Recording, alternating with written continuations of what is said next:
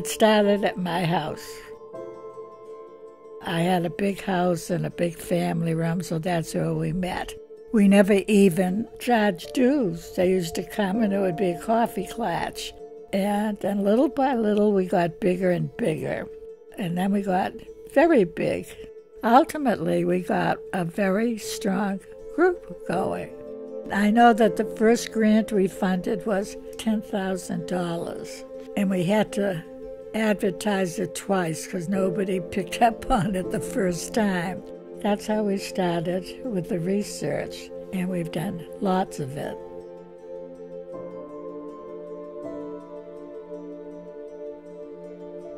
The Scleroderma Foundation was formed 20 years ago this year out of the merger of two pre-existing organizations that trace their history back to the 1970s. Our goal as an organization really is to go out of business, to find the cause and the cure for scleroderma. We have a threefold mission that is focused on support, education, and research.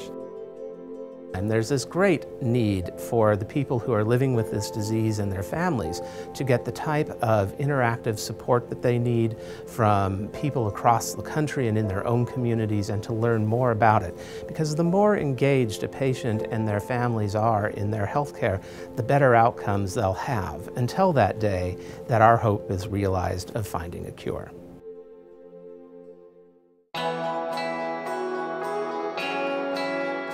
There's never enough new researchers, and it is challenging because when a young scientist has to see patients 6 half-days a week, it doesn't leave a whole lot of time to do research. So it's been very challenging to get people, let alone interested in scleroderma, let alone funded, let alone basic research. The availability of funding absolutely directs young investigators into what field they're going to be, and that's happening. We're doing pretty well with some of the clinical research, but it's not funded by the National Institutes of Health. It's because of the Scleroderma Foundation. It just needs to happen more. The Scleroderma Foundation has been a very important player. It's one of the few national organizations really who support scleroderma research, particularly in terms of young people trying to decide what area to focus their research in. Our philosophy very much is that it's a group of objective, fair peers looking at these applications and trying to decide which is the most likely to succeed and make an impact.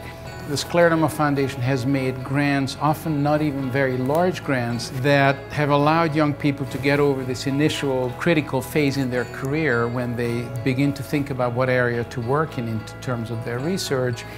And having that even small grant that allows them to focus on scleroderma has made the difference. Funding will solve the problem because there is no research without funding, and without research in the lab of scientists such as myself and others in the scleroderma community, there is no drug development because the initial discoveries start in our laboratories and then ultimately get developed by the larger companies. And without funding, there is no pipeline of young investigators entering the field. And I think physician education is critical. Because scleroderma is a rare disease, there are many physicians out there who have never seen a patient.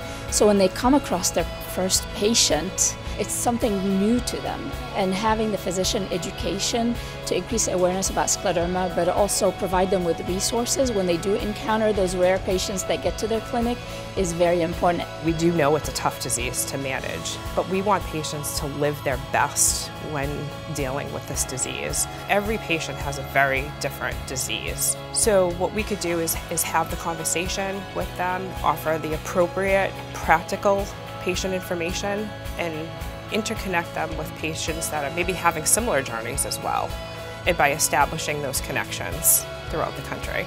We have a very active online community with over 40,000 members. People are connecting, people are asking questions, and they're offering the peer-to-peer support for those that do not have the opportunity to have those face-to-face connections with chapters or support groups. This online community offers a wealth of information and practical advice for the journey that they'll go through.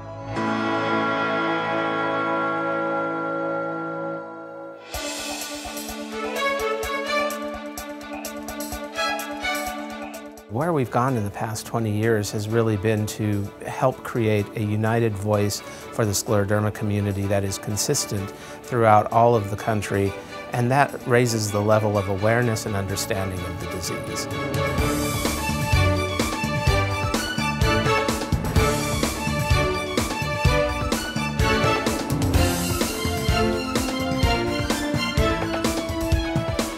We don't want to lose momentum. We're making great progress at a really good pace. I've seen where we've come and where we are to where we're going, and I tell you, it's a very exciting time. Researchers are now connecting with one another, patients are connecting with one another, and our community is just growing. People are finding the support and the resources that they need. The young patients, they're offered hope that they have a future. Hope is a very, very powerful emotion. And as long as you can look to the future and believe that for every day that goes by, there might possibly be a new development, a new discovery, a new therapy to improve the lives of scleroderma patients. I know it has for my wife and myself and our family, and I encourage others out there to help and embrace hope as they continue their battle with scleroderma, and as we continue on our journey to find a cure.